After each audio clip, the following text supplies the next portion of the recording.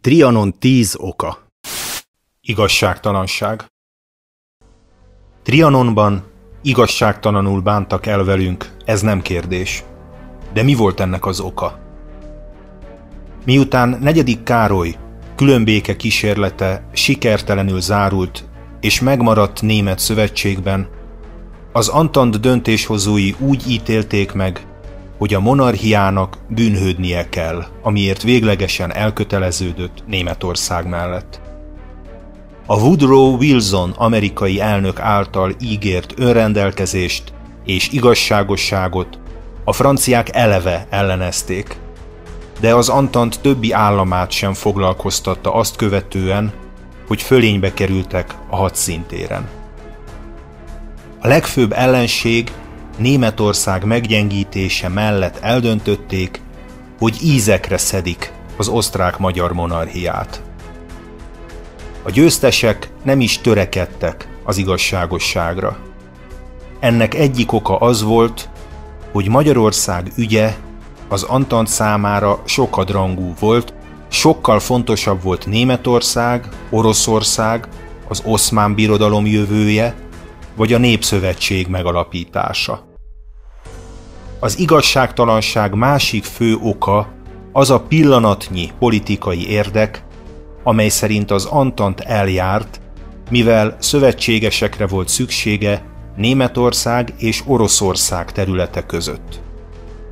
A bolsevik Oroszország létrejöttével ugyanis megszűnt a nyugatiak legerősebb szövetségese a németekkel szemben.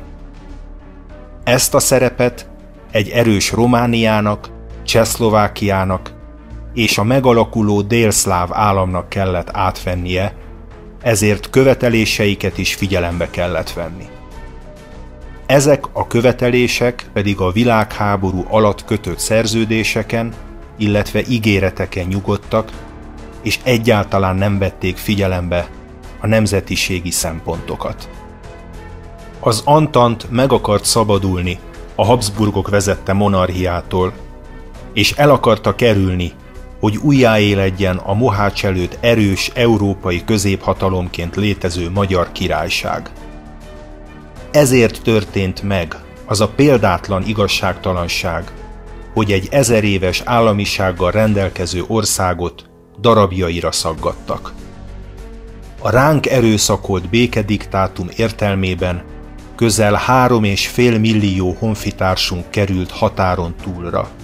Hazánk elvesztette területének 2/3, valamint természeti, kulturális, ipari és mezőgazdasági értékeinek igen jelentős részét. Hosszú út vezetett idáig.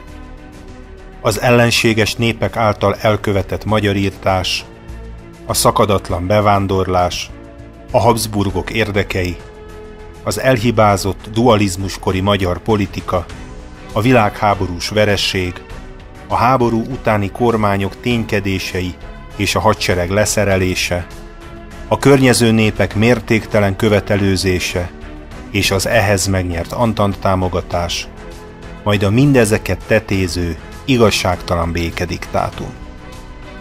100 évvel ezelőtt történt szétszakításunkat máig megszenvedjük. Napjainkban még mindig több mint 2 millió nemzettársunk folytat mindennapi küzdelmet magyarságáért ősei szülőföldjén. Trianon velünk él.